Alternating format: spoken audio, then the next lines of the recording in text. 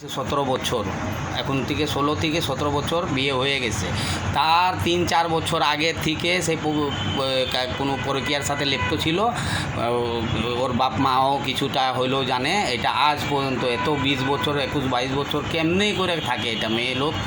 আর সে আজও এটা করে, আজও এটা করে। আমি আমার এভিডেন্স অটো রেকর্ডভাবে ও তো বুঝে না, তো আমি অটো রেকর্ডভাবে এগুলা রাইখা যায় বা ধুয়ে যায় বা লুকায়া টুকায়া সে করে, সেখান থেকে আমি পাই, কিন্তু সে জানে না। সেই জন্য আমি অনেক জিনিস ট্যাকেল দিয়ে রাখি, কেয়ার করে রাখি। অনেক কিছু আমার উল্টাপাল্টা একটু ধমক দিলে, একটু টাইট দিলে যে হ্যাঁ তুমি ঠিকমতো চলতাছো না, আমি এগুলা বলি।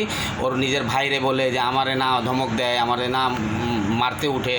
আমি মারি না, কিন্তু একটু ধমক দিলে নিজের ভাইকে বললে ওর ভাইরা আমাকে বিশালভাবে হুমকি দেয়, বলে যে তোরে বোনরে বিয়ে দিছি, লাখ টাকা খরচ কইরা তোরে লাখ টাকা দিয়া না, তোরে একদম জহন্নমে পাঠাই দিমু, মারাই দিমু, হ্যাঁ তোর উপরে মামলা দিমু, নির্যাতন করুম, তোর পুরো তোর ওখান থেকে একদম দড়ি বাইন্দা তোরে টান দিয়ে আনমু নিজের পর্যন্ত, আর তোর ধ্বংস করে দিমু, তোর বরবাদ করে দিমু। সবসময় হুমকি দেয়। আমার বলে যে যেখানে সেখানে না মানুষের টাকা দিয়া বলে হাত পা ভাঙাই দিব।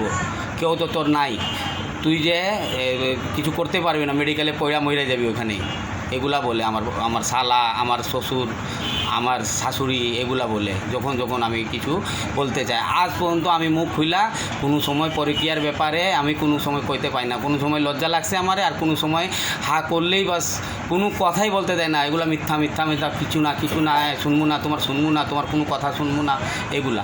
আমি শ্বশুর বাড়ি আসা যাওয়া টোটাল বাদ দিয়ে দিছি। ওরা কতবার ডাকে।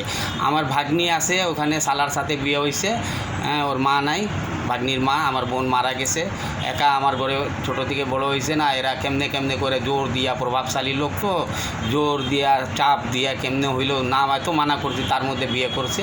বিয়ে করানোর পরে এখন আমার ভাগ্নি নির্যাতন করে, চায় যৌতুক চায়, কিছু দিলে না। আমার তো বলছিল একটা সুতা লাগবে না, হ্যাঁ মাল সামান কিছুই লাগবে না, আমার সময় দেয়নি একদম। তার মধ্যে এখন আবার অনেক কিছু চায়, ওরা অনেক কিছু বলে, হ্যাঁ কোনো কথা বললে কইবা কিসের গার্জিয়ান তুমি, আমাকে ভাগায় দেয়। কিসের গার্জিয়ান তুমি কি একটা কিছু দিছো নিজের ভাগ্নির জন্য, কিছু করছো কোনো সময়? করো, একটা রিক্সাওয়ালাও করে, তুমি করো না? আমার তো করতেই দেয়নি।